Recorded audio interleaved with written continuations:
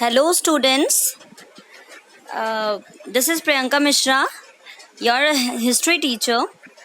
As all of us know that today we are going to start with a new chapter, displacing indigenous people. So, first of all, what is the meaning of the word displacing? It means to make someone move from their own place. Next word is indigenous. Indigenous basically means for the original inhabitation of some particular place. And the last word is people. So, over and all, it means we are going to talk about some original inhabitants of some particular countries, and those countries are North American continents as well as Australia. So these two continents and the countries belonging to these two continents and the indigenous people of these two continents are going to be discussed by us in this chapter. So, as you can see, the slide is already telling you that in this chapter, we'll study about the introduction of the chapter, European imperialism, then North America, basically the geographical features of North America, the native people of North America, their common characteristics, then the coming of Europeans into North American continents, then their relations with the Europeans, the mutual perceptions between the two, and how did the Europeans finally settle down in North American continent. These are some of the important terms that you are going to read and study in this topic. Colonial, which means for belonging to a country that controls another country. Oral history, to write history or to dictate others so that it could have been recorded. Then indigenous people, meaning people belonging naturally to a place. And at last, settler, people who settle at a place of which they are not inhabitants.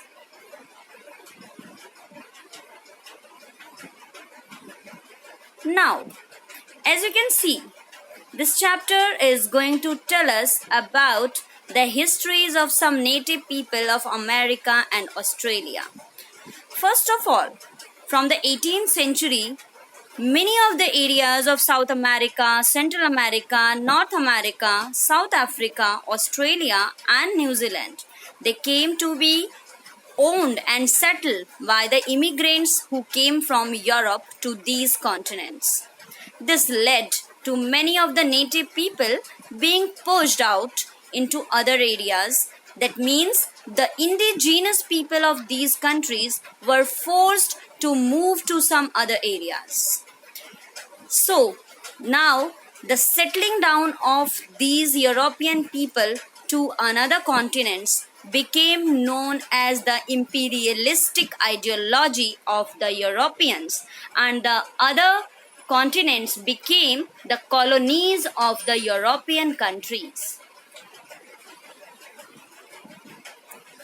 So basically, when the European inhabitants of the colonies became independent of the European mother countries, these colonies became states or countries. Then, in the 19th and 20th centuries, people from Asian countries also migrated to some of these countries. Next is native. We know that native means for a person born in a particular place where he or she lives in. Till the early 20th century, the term was used by the Europeans to describe the inhabitants if the country they had colonized. That means the original people of North America as well as Australia, where the Europeans got settled down, those all people were known as the native by the Europeans. Here is the map. As you can see, it is the map of North America, where basically the European settlers came and settled down. Now, what are the sources to know about the history of the Europeans coming to North American continents? Are some oral history by the native people, then some of the galleries and museums of native art, as well as the historical and fiction work written by the native people. That means basically we are having the sources that are basically produced by the native themselves. So here are some of the pictures which tell us about the sources that we can find about the native people and the coming and settling down of the European to the North American continents. Fine. European imperialism, as already discussed, is something which occurred when an industrialized nation takes control of other nation, land or territories for its economic and political growth.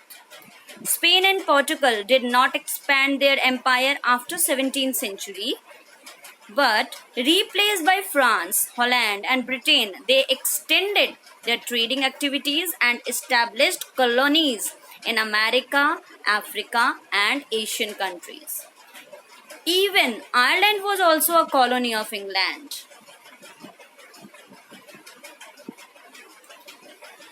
So now the nature of controlling of the Europeans on the native people varied from place to place. Like you can see, trading companies became political power in southern Asian countries, and they defeated the local rulers and annexed their territories. India is the best example of this. They retained older well-developed administrative system, collected taxes from landowners. Later, they built railways to make trade easier, excavated mines and established huge plantations. Africa was divided as colonies among Europeans. The word settler is basically used for the Dutch in South Africa, the British in England, New Zealand and Australia, and Europeans in America.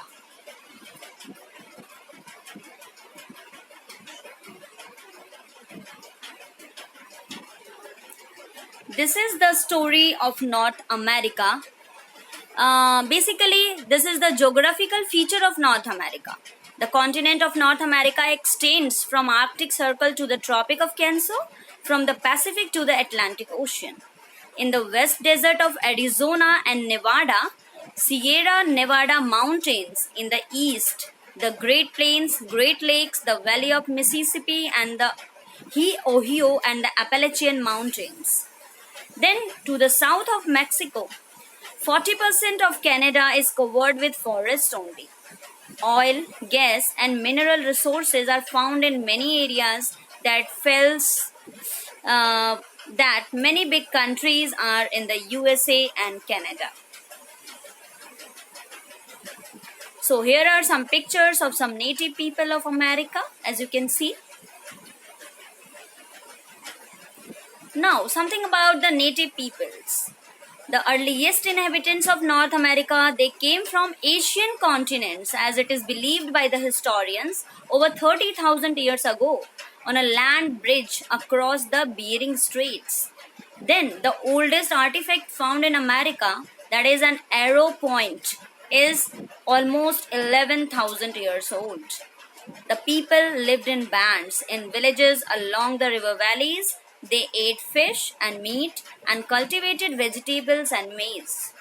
They often went on long journeys in search of meat, chiefly that of bison, the wild buffalo that roamed the grassland.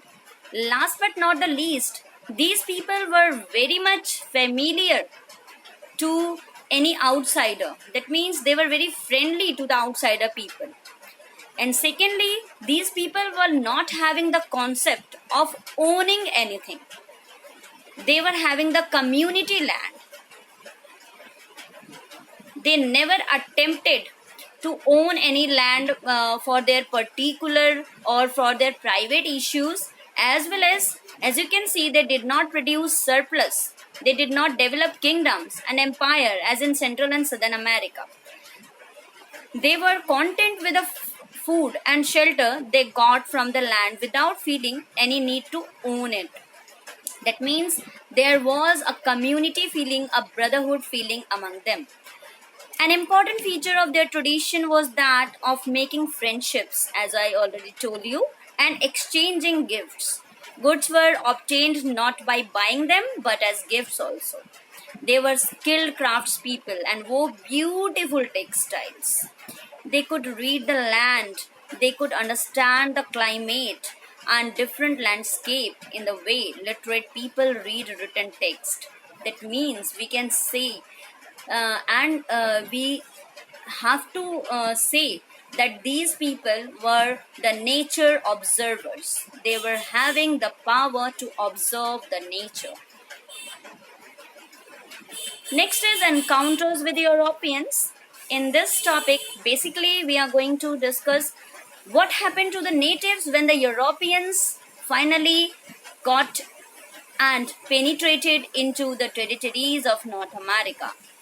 Yes, as you can see, in the 17th century, the European traders reached the north coast of North America after a 2-month voyage, and they were relieved to find native people friendly and welcoming. These adventurers came to trade in fish and furs, in which they got the willing help of the natives who were expert in hunting. Basically, they already heard about the very fine quality of fish and fur that was available in the North American continent, and so those people came in this continent to have much quantity to get in trade and to be benefited more.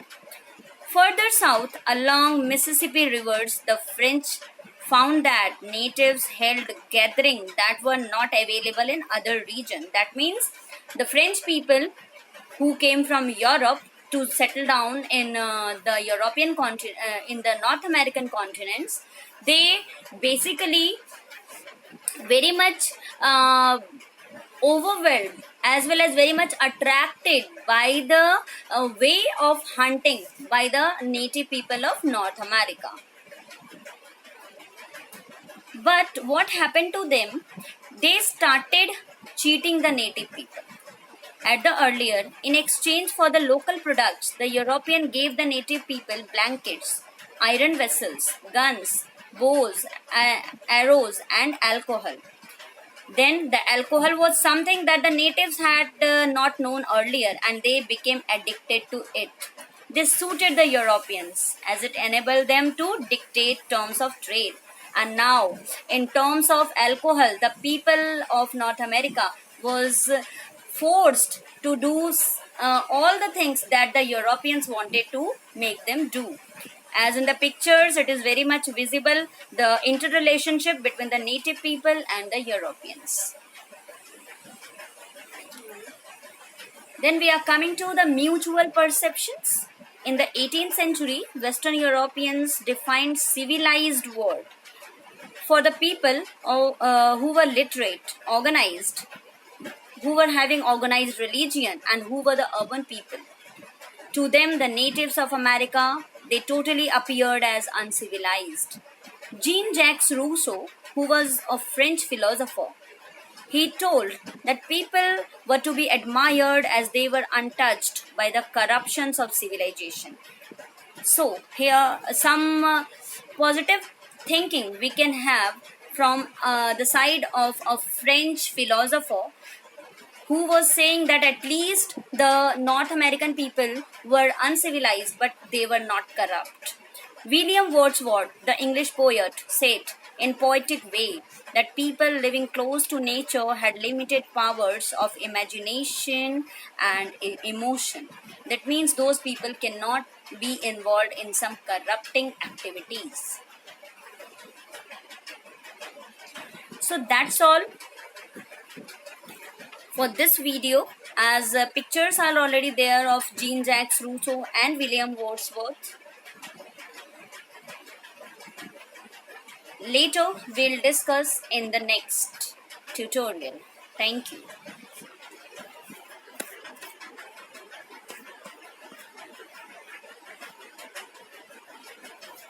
वो page एक आ गया था but वो page मुझे पढ़ाना नहीं था.